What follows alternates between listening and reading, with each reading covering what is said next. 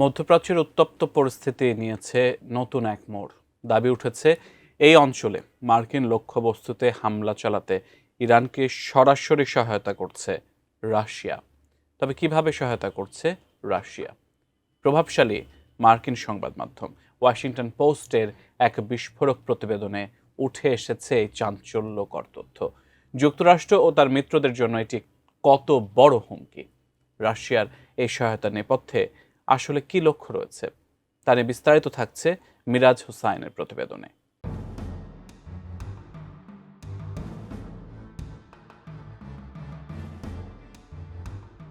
মধ্যপ্রাচ্যের মানচিত্রে প্রতিনিয়ত পাল্টাচ্ছে যুদ্ধের সমীকরণ। দশকের পর দশক ধরে চলা অস্থিরতা এখন চরম সীমায় পৌঁছেছে।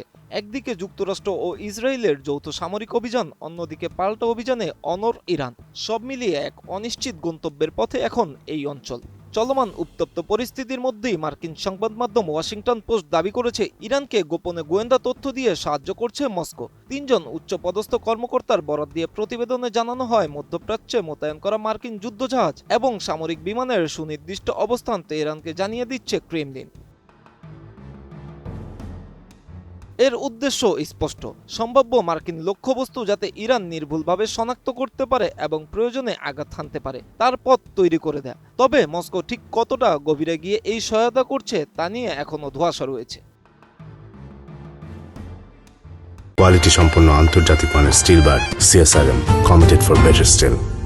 শনিবার ইরান ও ইসরায়েলের মধ্যে যে পাল্টাপাল্টি হামলার ঘটনা ঘটেছে তার একটি বড় প্রভাব পড়েছে ইরানের সামরিক সক্ষমতায়। প্রতিবেদনে বলা হয়েছে, গত শনিবারের পর মার্কিন লক্ষ্যবস্তু শনাক্ত করার ক্ষেত্রে ইরানের নিজস্ব সক্ষমতা কিছুটা হ্রাস পেয়েছে। ঠিক এই জায়গাতেই রাশিয়ার গোয়েন্দা তথ্যের উপর ইরান আরও বেশি নির্ভরশীল হয়ে পড়েছে বলে মনে করছেন সমর বিশেষজ্ঞরা। রাডারের চোখ এড়িয়ে কিভাবে মার্কিন বাহিনীর অবস্থান বের করা যায় সেই কৌশলগত তথ্যের লেনদেনই এখন আলোচনার কেন্দ্রবিন্দুতে। এই অভিযোগ নিয়ে বিশ্বজুড়ে শুরু হয়েছে তোলপাড়। তবে মার্কিন প্রশাসন এখনও এ বিষয়ে সরাসরি কোনো মন্তব্য করতে রাজি হননি। হোয়াইট হাউসের মুখপাত্র জানিয়েছেন, রাশিয়ার ইরানকে সমর্থনের বিষয়ে এখনই তারা কোনো চূড়ান্ত সিদ্ধান্তে পৌঁছাননি।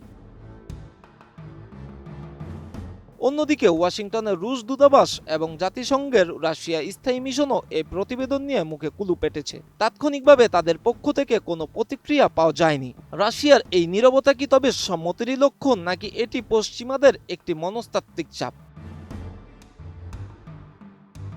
বিশ্লেষকদের মতে ইউক্রেন যুদ্ধে রাশিয়ার ওপর মার্কিন চাপের পাল্টা জবাব হিসেবেই মধ্যপ্রাচ্যে ইরানকে ব্যবহার করছে মস্কো। যদি গোয়েন্দা তথ্য বিনিময়ের এ দাবি সত্য হয় তবে তা মধ্যপ্রাচ্যের নিরাপত্তা সমীকরণকে চিরতরে বদলে দিতে পারে। Miraj Hossain, ATN news.